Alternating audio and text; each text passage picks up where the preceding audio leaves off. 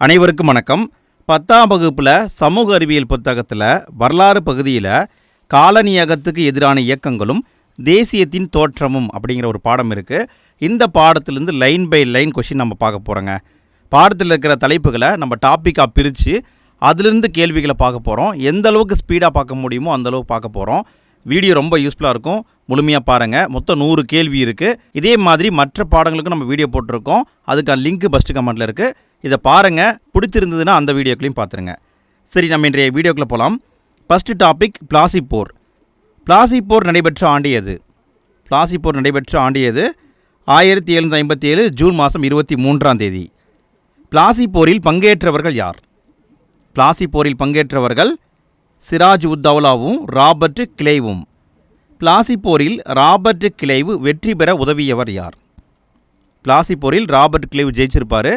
அதுக்கு நேரடியாக உதவியவர் மீர் ஜாபர். பிளாசி போரில் ராபர்ட் கிளைவு வெற்றி பெற உதவியவர்கள் யார்? மறைமுகமாக உதவி செஞ்சவங்க ஜகத் சேத்துக்கள். மீர் ஜாபரிடமிருந்து கிழக்கிந்திய கம்பெனி எத்தனை கோடி ரூபாயை 1757 மற்றும் 1760 இந்த இடைப்பட்ட காலத்தில் பெற்றது? ராபர்ட் கிளைவு மீர் ஜாபர் அரசராக மாற்றிடுவார். அவற்றிருந்து இந்த கிட்டத்தட்ட 3 ஆண்டுகளில் 2,25,00,000 ரூபாய் வாங்கியிருப்பாங்க. 2,25,00,000 ரூபாய். அடுத்து நம்ம பார்க்க போகிறது விவசாயிகள் கிளர்ச்சி. இதில் முக்கியமாக 2 கிளர்ச்சி இருக்கும். பராசி இயக்கம் இருக்கும், வகாபி கிளர்ச்சி இருக்கும். ரெண்டையும் பார்த்துடலாம். விவசாயிகள் கிளர்ச்சியில் முதலில் தோன்றிய கிளர்ச்சி எது? ஆங்கில அரசுக்கு எதிராக விவசாயிகள் கிளர்ச்சியில் முதலில் தோன்றியது பராசி இயக்கம். பராசி இயக்கம் தோன்றிய ஆண்டு எது? பராசி இயக்கம் தோன்றிய ஆண்டு எது? 1818. பராசி இயக்கத்தை தொடங்கியவர் யார்? பராசி இயக்கத்தை தொடங்கியவர் ஹாஜி சரியத்துல்லா.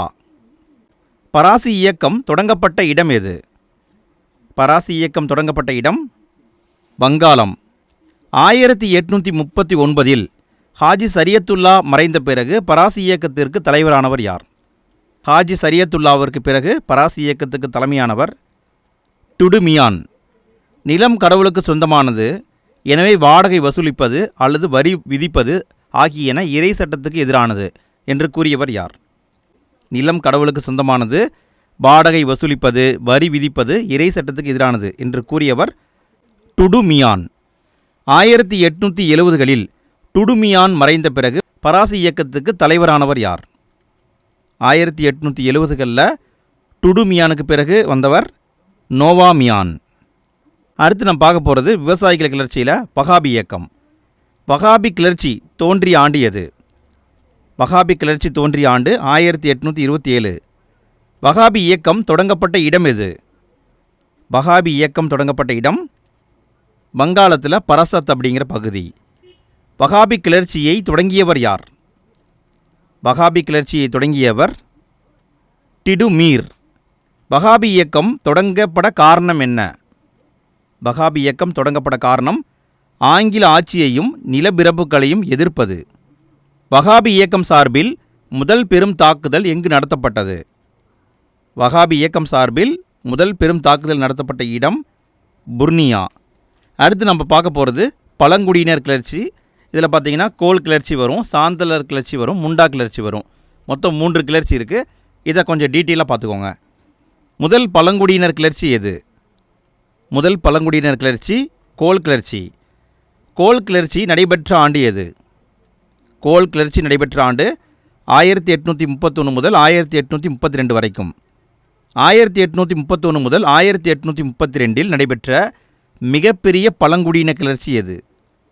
மிகப்பெரிய பழங்குடியினர் கிளர்ச்சி கோல் கிளர்ச்சி. கோல் கிளர்ச்சி நடைபெற்ற மாநிலம் எது?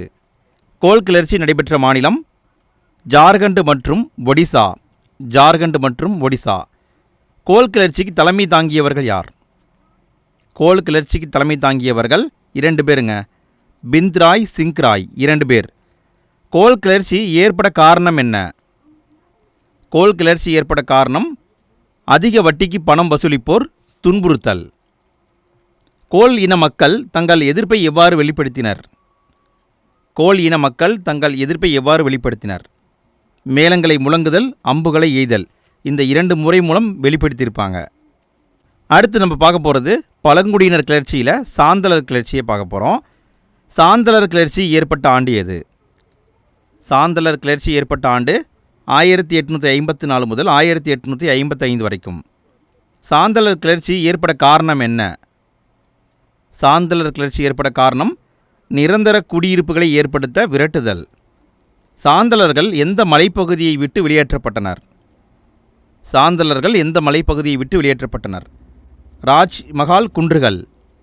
1854 பல இடங்களில் சமூக கொள்ளை நடவடிக்கைகளை நடத்திய சாந்தலர்களின் தலைவர் யார்? 1854 பல இடங்களில் நடத்தினார். யார் அப்படின்னா பீர்சிங். 1855 சாந்தலர்களின் கிளர்ச்சிக்கு தலைமையேற்றவர்கள் யார்? 1855 சாந்தலர்களின் கிளர்ச்சிக்கு தலைமையேற்றவர்கள் சித்து மற்றும் கனு, 2 பேருங்க. சாந்தலர்கள் வெளிப்படையாக கிளர்ச்சியை ஆரம்பித்த ஆண்டு எது? சாந்தலர்கள் வெளிப்படையாக கிளர்ச்சியை ஆரம்பித்த ஆண்டு 1855 ஜூலை மாதம். சாந்தல் பர்கானா மண்டலம் என்ற தனி மண்டலத்தை உருவாக்கும் வகையில் சட்டம் கொண்டு வரப்பட்ட ஆண்டு எது? சாந்தல் பர்கானா மண்டலம் அப்படிங்கிற மண்டலத்தை உருவாக்குறதுக்காக சட்டம் கொண்டு வரப்பட்ட ஆண்டு 1855. அடுத்து நம்ம பார்க்க போகிறது பழங்குடியினர் கிளர்ச்சியில் முண்டா கிளர்ச்சியை பார்க்க போகிறோம். 1890 காலகட்டங்களில் ராஞ்சி பகுதியில் நடைபெற்ற மிகப்பெரிய கிளர்ச்சி எது? ராஞ்சி பகுதியில் நடைபெற்ற மிகப்பெரிய கிளர்ச்சி முண்டா கிளர்ச்சி. பழங்குடியினர் கிளர்ச்சிகளில் மிக முக்கியமானதாக அறியப்படுவது எது? பழங்குடியினர் கிளர்ச்சிகளில் மிக முக்கியமானதாக அறியப்படுவது முண்டா கிளர்ச்சி. உலுகுலன் கிளர்ச்சி என அறியப்படும் கிளர்ச்சி எது? உலுகுலன் கிளர்ச்சி என அறியப்படும் கிளர்ச்சி முண்டா கிளர்ச்சி. உலுகுலன் கிளர்ச்சி என்பதன் பொருள் என்ன? உலுகுலன் கிளர்ச்சி என்பதன் பொருள் என்ன? இதுக்கான பதில் பெரிய கலகம். முண்டா கிளர்ச்சி ஏற்பட காரணம் என்ன? முண்டா கிளர்ச்சி ஏற்பட காரணம் நிலத்துக்கான தனிச்சொத்துரிமை அறிமுகம். நிலத்துக்கான தனி சொத்துரிமை அறிமுகம். குண்டக்கட்டி விவசாய முறையோடு தொடர்புடையவர்கள் யார்? குண்டக்கட்டி என்கிற விவசாய முறையோடு தொடர்புடையவர்கள் முண்டா இன மக்கள். பிர்சா முண்டா தம்மை டேஸ் என அறிவித்தார். பிர்சா முண்டா தம்மை கடவுளின் தூதர் என்று அறிவித்தார். அண்டவெளியின் அதீத சக்திகள் மூலமாக மக்களின் பிரச்சனைக்கு தீர்வு காணப்போவதாக அறிவித்தவர் யார்? அண்டவெளியின் அதீத சக்தி மூலமாக மக்களின் பிரச்சனைக்கு தீர்வு காணப்போவதாக அறிவித்தவர் பிர்சா முண்டா. முண்டா இன மக்கள் வன்முறையை கையில் எடுத்த நாள். முண்டா இன மக்கள் வன்முறையை கையில் எடுத்த நாள் 1889 கிறிஸ்துமஸ் நாள், கிறிஸ்துமஸ் தினம். பிர்சா முண்டா கைது செய்யப்பட்டு இறந்த ஆண்டு எது? பிர்சா முண்டா கைது செய்யப்பட்டு இறந்த ஆண்டு 1900 பிப்ரவரி மாதம். எந்த கிளர்ச்சிக்கு பிறகு ஆங்கில அரசு பழங்குடியின நிலம் பற்றிய கொள்கையை வகுக்க முன் வந்தது? எந்த கிளர்ச்சிக்கு பிறகு ஆங்கில அரசு பழங்குடியினருடைய நிலம் பற்றிய கொள்கையை வகுக்க முன் வந்தது? இதுக்கான பதில் முண்டா கிளர்ச்சி. சோட்டா நாக்பூர் குத்தகை சட்டம் நிறைவேற்றப்பட்ட ஆண்டு எது? சோட்டா நாக்பூர் குத்தகை சட்டம் கொண்டு வரப்பட்ட ஆண்டு 1908. அடுத்து நம்ம பார்க்க போகிறது 1857 பெருங்கலகம். 1857 பெருங்கலகம் பற்றிய கூற்றுகளில் சரியானது எது? இராணுவ வீரர்களுடன் ஆயுதமேந்திய படைகளும் இணைந்து நடத்திய முதல் மாபெரும் புரட்சியாகும். முன்னெப்போதும் இல்லாத அளவுக்கு கிளர்ச்சியில் வன்முறை வெடித்தது. இதுவும் சரிங்க. கூற்று 2ம் சரி என்பது ஆன்சர். இங்கே ஆப்ஷன் தவறாக கொடுக்கப்பட்டுள்ளது. 2ம் சரிதான். வாரிசு இழப்பு கொள்கையின்படி இணைக்கப்பட்ட பகுதிகளில் சரியானவை எவை? வாரிசு இழப்பு கொள்கையின்படி இணைக்கப்பட்ட பகுதிகளில் சரியானவை சதாரா, சம்பல்பூர், ஜான்சி, நாக்பூர். அனைத்தும் சரி. 1824 எந்த பகுதி சிப்பாய்கள் கடல் வழியாக பர்மா செல்ல மறுத்தனர்? 1824 பராக்பூர் சிப்பாய்கள் கடல் வழியாக பர்மா செல்ல மறுத்தார்கள். 1857 பெருங்கலகத்துக்கு உடனடி காரணம் எது? 1857 பெருங்கலகத்துக்கு உடனடி காரணம் புதிய என்ஃபீல்டு ரக துப்பாக்கி தோட்டாக்கள். 1857 பெரும்புரட்சிக்கு தூண்டுகோலாக இருந்தவர் யார்? 1857 பெரும்புரட்சிக்கு தூண்டுகோலாக இருந்தவர் யார்? மங்கள் பாண்டே. மங்கள் பாண்டே தனது மேலதிகாரியை தாக்கிய நாள். மங்கள் பாண்டே தனது மேலதிகாரியை தாக்கிய நாள் 1857 மார்ச் 29.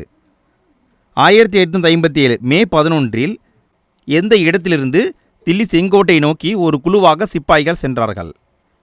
1857 மே 11 மீரட்டிலிருந்து தில்லி செங்கோட்டையை நோக்கி சிப்பாய்கள் குழுவாக சென்றார்கள். 1857 பெருங்கலகத்தின் போது சாகின்சா-இ-இந்துஸ்தான் என்ற பட்டத்தை பெற்றவர் யார்?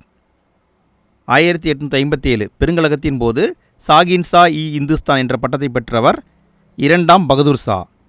1857 பெரும்புரட்சியின் போது ஆங்கில அரசுக்கு பாதிப்பு ஏற்படாத பகுதிகள் என்னென்ன? ஆங்கில அரசுக்கு பாதிப்பு ஏற்படாத பகுதிகள் பஞ்சாப் மற்றும் வங்காளம்.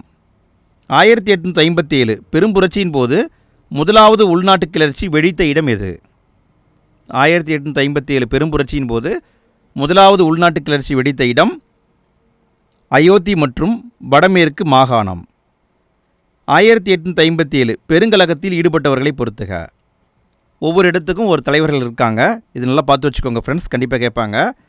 கான்பூரில் நானா சாஹிப், லக்னோவில் பேகம் ஹஸ்ரத் மஹால், பரேலியில் கான் பகதூர், டெல்லியில் இரண்டாம் பகதூர் ஷா.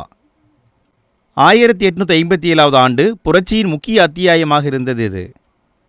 1857 ஆண்டு புரட்சியின் முக்கிய அத்தியாயமாக இருந்தது கான்பூர் முற்றுகை. கான்பூர் முற்றுகையின் பொழுது இறந்த தளபதி யார்? கான்பூர் முற்றுகையின் போது இறந்த தளபதி மேஜர் ஜெனரல் ஹக் வீலர். வாரிசு இழப்பு கொள்கையினை அறிமுகப்படுத்தியவர் யார்? வாரிசு இழப்பு கொள்கையை அறிமுகப்படுத்தியவர் டல்கௌசி பிரபு. கர்னல் நீலின் ஆணைப்படி நடந்த கொடுமைகளை பற்றி எழுதிய லண்டன் டைம்ஸ் பத்திரிகையின் செய்தியாளர் யார்? லண்டன் டைம்ஸ் பத்திரிகையின் செய்தியாளர் வில்லியம் ஹோவர்ட் ரசல். 1857 பெரும்புரட்சியின் தோல்விக்கான காரணங்களில் சரியானது எது? 1857 பெரும்புரட்சியின் தோல்விக்கான காரணங்கள்: ஒன்றிணைக்க பொதுவான செயல் திட்டம் இல்லை, மத்திய தலைமை இல்லை, இந்திய இளவரசர்களின் ஆதரவில்லை, கிளர்ச்சி சரியாக திட்டமிடப்படவில்லை. அனைத்தும் சரிங்க. 1857 பெரும்புரட்சியில் ஈடுபட்ட இரண்டாம் பகதூர் ஷா எந்த நாட்டுக்கு நாடு கடத்தப்பட்டார்? இரண்டாம் பகதூர் ஷா பர்மாவுக்கு நாடு கடத்தப்பட்டார். பிரிட்டிஷ் நாடாளுமன்றம் இந்திய அரசு சட்டத்தை இயற்றிய ஆண்டு எது? பிரிட்டிஷ் நாடாளுமன்றம் இந்திய அரசு சட்டத்தை இயற்றிய ஆண்டு 1858 நவம்பர் மாதம். 1858 இந்திய அரசியல் சட்டத்தின்படி உருவாக்கப்பட்ட பதவி என்ன? 1858 இந்திய அரசியல் சட்டத்தின்படி உருவாக்கப்பட்ட பதவி இந்தியாவுக்கான அரசு செயலர். 1857 பெரும்புரட்சிக்கு பிறகு பேரறிக்கை வெளியிட்டவர் யார்? 1857 பெரும்புரட்சிக்கு பிறகு பேரறிக்கை வெளியிட்டவர் விக்டோரியா மகாராணி. அடுத்து பார்த்தீங்கன்னா கர்நீலச்சாய கிளர்ச்சி, அதாவது இண்டிகோ கிளர்ச்சி சொல்லுவாங்க. அதிலிருந்து கேள்விகளை பார்க்கலாம். கர்நீலச்சாய கிளர்ச்சி ஏற்பட்ட ஆண்டு எது? கர்நீலச்சாய கிளர்ச்சி ஏற்பட்ட ஆண்டு 1859 ஏற்பட்டதுங்க.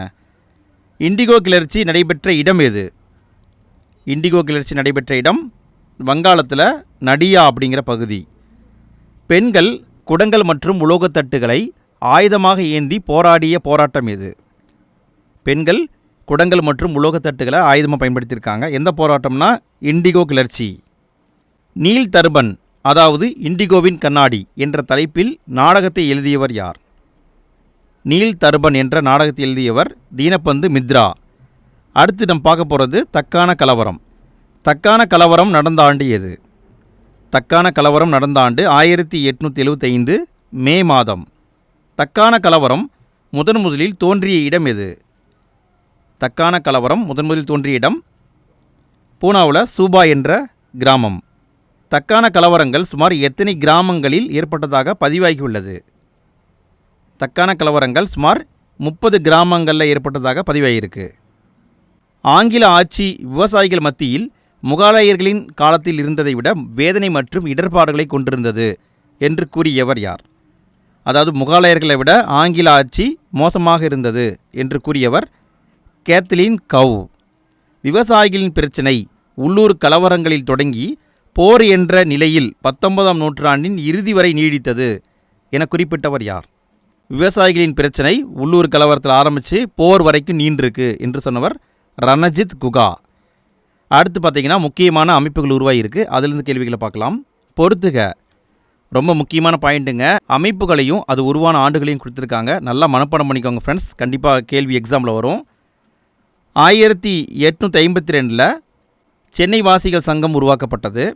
1866 கிழக்கிந்திய அமைப்பு உருவாக்கப்பட்டது. 1870 பூனா சர்வஜனிக் சபை உருவாக்கப்பட்டது. 1885 பம்பாய் மாகாண சங்கம் உருவாக்கப்பட்டது. சென்னை வாசிகள் சங்கம் உருவாக்கப்பட்ட ஆண்டு என்ன? இப்போ தான் பார்த்தோம். 1852. கிழக்கிந்திய அமைப்பு உருவாக்கப்பட்ட ஆண்டு எது? கிழக்கிந்திய அமைப்பு உருவாக்கப்பட்ட ஆண்டு 1866. சென்னை மகாஜன சபை உருவாக்கப்பட்ட ஆண்டு எது? சென்னை மகாஜன சபை உருவாக்கப்பட்ட ஆண்டு 1884. பூனா சர்வஜனிக் சபை உருவாக்கப்பட்ட ஆண்டு எது? பூனா சர்வஜனிக் சபை உருவாக்கப்பட்ட ஆண்டு 1870. பம்பாய் மாகாண சங்கம் உருவாக்கப்பட்ட ஆண்டு எது? பம்பாய் மாகாண சங்கம் உருவாக்கப்பட்ட ஆண்டு 1885. அமைப்புகளை உருவாக்கப்பட்ட ஆண்டின்படி வரிசைப்படுத்துக. கண்டிப்பாக எக்ஸாம்பிள் இப்படி தான் கேட்பாங்க ஃப்ரெண்ட்ஸ். எந்த அமைப்பு ஃபஸ்ட்டு வந்தது, அதுக்கு அடுத்து எது வந்தது, இது எல்லாம் கண்டிப்பாக பார்த்து வச்சுக்கணும், கேட்பாங்க. இதுக்கான பதில் ஃபஸ்ட்டு வந்தது சென்னை வாசிகள் சங்கம், இரண்டாவது வந்தது கிழக்கிந்திய அமைப்பு, மூன்றாவதாக வந்தது பூனா சர்வஜனிக் சபை, நான்காவது சென்னை மகாஜன சபை, ஐந்தாவது பம்பாய் மாகாண சங்கம். இதை நல்லா பார்த்துக்கோங்க ஃப்ரெண்ட்ஸ், கண்டிப்பாக கேட்பாங்க எக்ஸாமில். அடுத்து நம்ம பார்க்க போகிறது இந்திய தேசிய காங்கிரஸ். இந்திய தேசிய காங்கிரஸ் உருவாக்கப்பட்ட ஆண்டு எது? இந்திய தேசிய காங்கிரஸ் உருவாக்கப்பட்ட ஆண்டு 1885. இந்திய தேசிய காங்கிரஸ் உருவாக காரணமானவர் யார்? இந்திய தேசிய காங்கிரஸ் உருவாக காரணமானவர் ஏஓ ஹியூம். இந்திய தேசிய காங்கிரஸின் முதல் தலைவர் யார்? இந்திய தேசிய காங்கிரஸின் முதல் தலைவர் உமேஷ் சந்திர பானர்ஜி, அதாவது WC பானர்ஜி. இந்திய தேசிய காங்கிரஸின் முதல் அமர்வு நடைபெற்ற ஆண்டு எது? இந்திய தேசிய காங்கிரஸுடைய முதல் கூட்டம் நடைபெற்ற ஆண்டு 1885 டிசம்பர் மாதம் 28 இந்திய தேசிய காங்கிரஸின் முதல் அமர்வு நடைபெற்ற இடம் எது? இந்திய தேசிய காங்கிரஸின் முதல் அமர்வு நடைபெற்ற இடம் மும்பை. இந்திய தேசிய காங்கிரஸின் முக்கிய கோரிக்கைகளில் தவறானது எது? இதுக்கான பதில் உள்நாட்டு வரிகளை குறைக்க வேண்டும், சரி. நிர்வாகத்துறையிலிருந்து நீதித்துறையை பிரிக்க வேண்டும் என்பது சரி. வன சட்டங்களை பரிசீலனை செய்ய வேண்டும் என்பது சரி. 4வது பாயிண்ட் தப்பு. ஆட்சிப்பணி தேர்வுகளை இந்தியாவில் மட்டும் நடத்த வேண்டும் சொல்லியிருக்க மாட்டாங்க. இந்தியாவிலும் இங்கிலாந்திலையும் ஒரே நேரத்தில் நடத்தணும்னு தான் சொல்லியிருப்பாங்க. ஸோ இது தவறு. அடுத்து நம்ம பார்க்க போகிறது வங்கப்பிரிவினை. 1899 இந்தியாவின் அரச பிரதிநிதியாக நியமிக்கப்பட்டவர் யார்? 1899 இந்தியாவின் அரச பிரதிநிதியாக நியமிக்கப்பட்டவர் கர்சன் பிரபு. இந்திய தேசிய இயக்கத்திற்கு புதிய அத்தியாயத்தை உருவாக்கியது எது? இந்திய தேசிய இயக்கத்திற்கு புதிய அத்தியாயத்தை உருவாக்கியது வங்கப்பிரிவினை. வங்கப்பிரிவினை அறிவிக்கப்பட்ட நாள் என்றைக்கு? வங்கப்பிரிவினை அறிவிக்கப்பட்ட நாள் 1905 ஜூலை 19. 1905 ஜூலை 19. வங்கப்பிரிவினை அதிகாரப்பூர்வமாக பிரிக்கப்பட்ட நாள். அதிகாரப்பூர்வமாக வங்காளம் பிரிக்கப்பட்ட நாள் 1905 அக்டோபர் 16. வங்கப்பிரிவினையின் போது ஆயிரக்கணக்கான மக்கள் கங்கை நதியில் புனித நீராடி எந்த பாடலை பாடி கல்கத்தாவின் சாலைகளில் சென்றனர்? வங்கப்பிரிவினையின் போது பாடப்பட்ட பாடல் வந்தே மாதரம் என்ற பாடல். வந்தே மாதரம். வந்தே மாதரம் என்ற பாடல் யாரால் எழுதப்பட்டது? அது எந்த நூலில் இருக்குங்க? அதே மாதிரி தேசிய கீதத்தை எழுதுனது யார்? அதை எப்போ ஃபஸ்ட்டு பாடினாங்க? இந்த விவரமெல்லாம் ஸ்கூல் புக்கில் இருக்குது. நீங்கள் படிச்சிருக்கீங்கன்னா கமெண்ட்டில் பதிவு பண்ணுங்கள். எல்லா நண்பர்களும் பார்த்து யூஸ் பண்ணிக்கிட்டோம். எத்தனை பேர் ஆன்சர் பண்ணுறீங்கன்னு பார்ப்போம். அடுத்து பார்க்க போகிற தலைப்பு சுதேசி இயக்கம். சுதேசி இயக்கத்தின் போது காணப்பட்ட 4 நிலைகளில் சரியானது எது?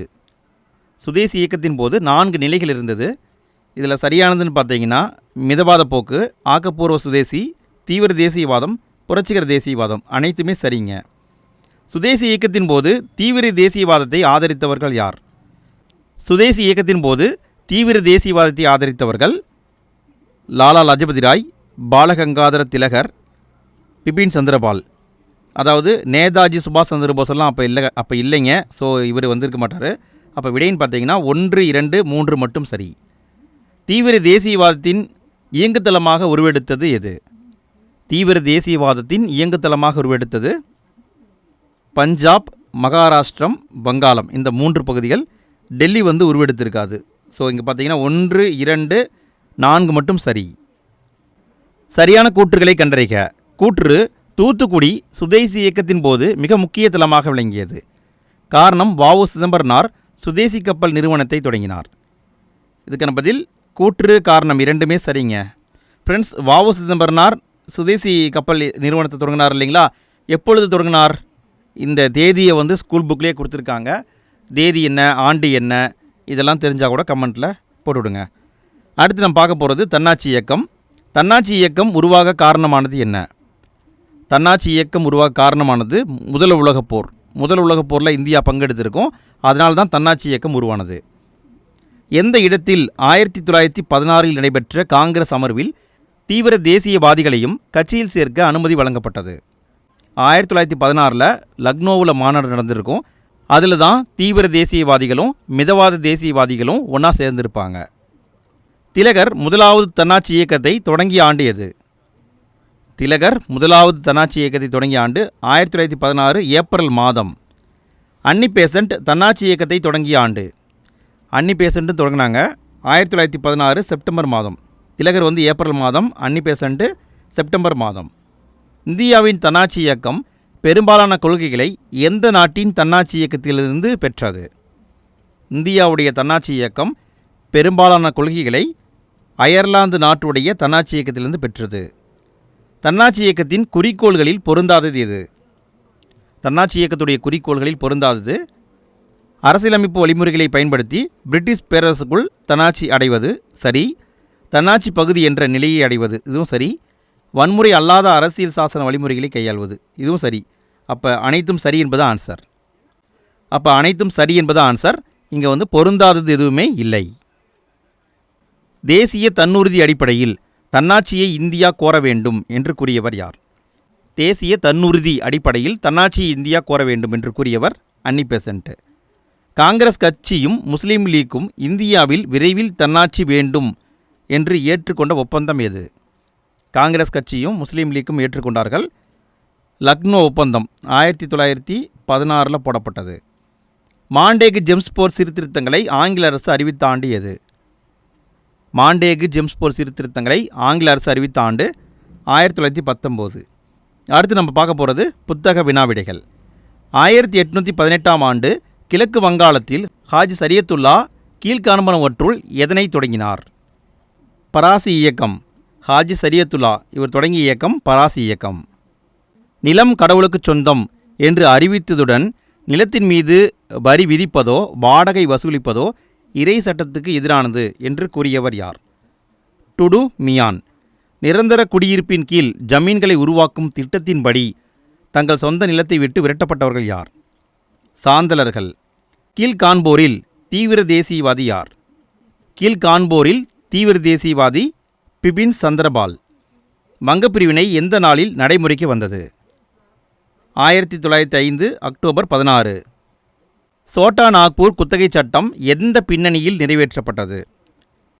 சோட்டா நாக்பூர் குத்தகை சட்டம் முண்டா கிளர்ச்சி இதனுடைய பின்னணியில் இயற்றப்பட்டது. 1916 ஆண்டு ஏப்ரலில் தன்னாட்சி இயக்கத்தை முதலில் தொடங்கியவர் யார்? பாலகங்காதர திலகர். நீல் தர்பன் நாடகம் மூலமாக இண்டிகோ பயிரிடும் விவசாயிகளின் இன்னல்கள் குறித்து ஆங்கிலேயரின் கவனத்துக்கு கொண்டு சென்றவர் யார்? தீனபந்து மித்ரா. ஃப்ரெண்ட்ஸ், நம்ம இந்த வீடியோவில் லைன் பை லைன் கொஷின் பார்த்துருக்கோங்க. மொத்தம் 111 கேள்வியை பார்த்துருக்கோம். நேரம் கிடைக்கும்போது திரும்ப டெஸ்ட் போட்டு பாருங்கள் ஃப்ரெண்ட்ஸ், கண்டிப்பாக யூஸ்ஃபுல்லாக இருக்கும். ஓகே ஃப்ரெண்ட்ஸ், இதே மாதிரி மற்ற பாடங்களுக்கும் நம்ம வீடியோ போட்டிருக்கோம். அதுக்கான லிங்க் எல்லாம் ஃபஸ்ட்டு கமெண்ட்டில் இருக்குது. கிளிக் பண்ணி எல்லா வீடியோவையும் பார்த்து யூஸ் பண்ணிக்கோங்க. வீடியோ பிடிச்சிருந்தால் லைக் போடுங்க. வீடியோ பற்றிய கருத்துக்களை மறக்காமல் கமெண்ட்டில் பதிவு பண்ணுங்கள். உங்கள் ஃப்ரெண்ட்ஸ்க்கு ஷேர் பண்ணுங்கள். நாளைய வீடியோவில் அடுத்த பாடத்துக்கான லைன் பை லைன் கொஷினில் நம்ம சந்திப்போம். அனைவருக்கும் நன்றி. நாளைய வீடியோவில் சந்திக்கலாம்.